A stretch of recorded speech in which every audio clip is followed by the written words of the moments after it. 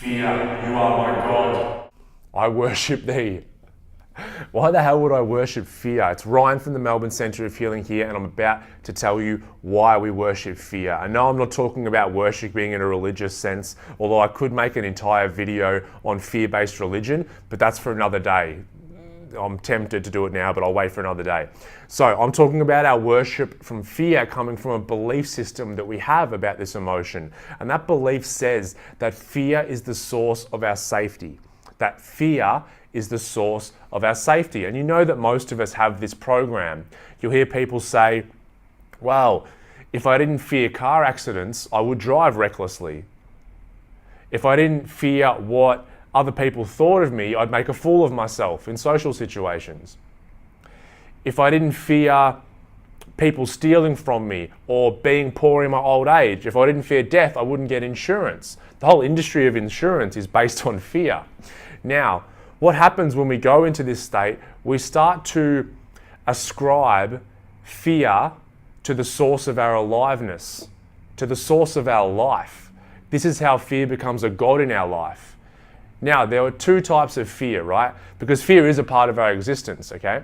There is our fear response, the fear response that we have in certain situations. So I want you to imagine that I'm crossing the road and I have earphones in and I'm listening to some music and a car's gonna hit me, but it beeps its horn and I hear the horn.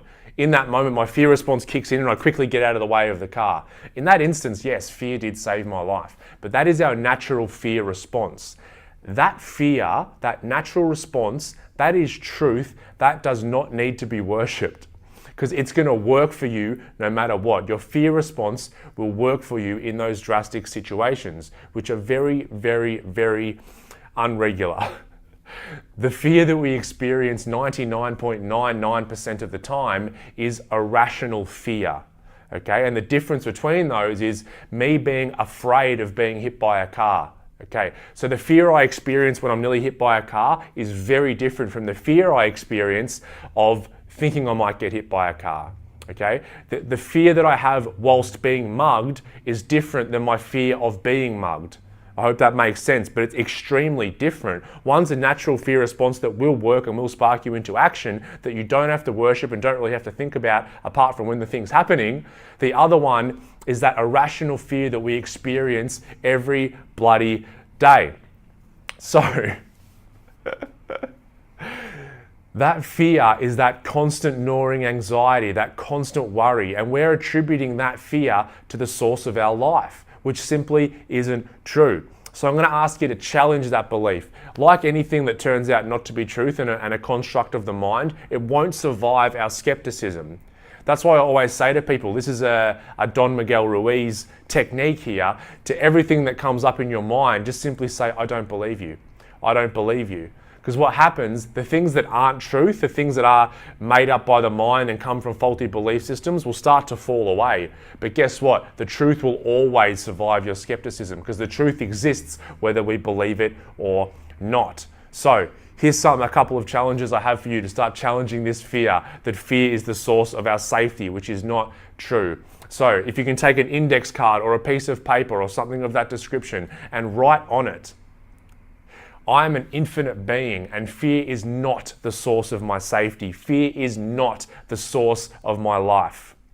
And I want you to put that wherever you're going to see it every day, on your bathroom mirror, on your fridge, on your desk at work. Somewhere you'll see it every day and you can repeat it over and over again. Because guess what? I know for a fact that this belief is a construct of the mind and it's not simply pure truth, so it will start to die away because fear isn't the source of our safety. We feel like we'll drive recklessly if we don't have the fear of a car accident, but I mean, that's just not true. When we can start to shift this, we can start to shift our worshipping. So if we're not going to worship fear anymore, what will we worship now? Let's forget about things outside of ourselves. Let's forget about objects. Let's forget about gods. Let's start worshiping ourselves. Okay? Then, when we can start to worship ourselves, we can go from the low vibration of fear up to the very high vibration of unconditional love. That's right, the love is unconditional because when you start to worship yourself, you are worshiping, loving, and accepting all of your flaws, all of your imperfections, everything about being human. We like to put conditional love on ourselves and say, I'll love myself if I do this, or when I change that, or when I do these other things in my life. No, it's the wrong way around.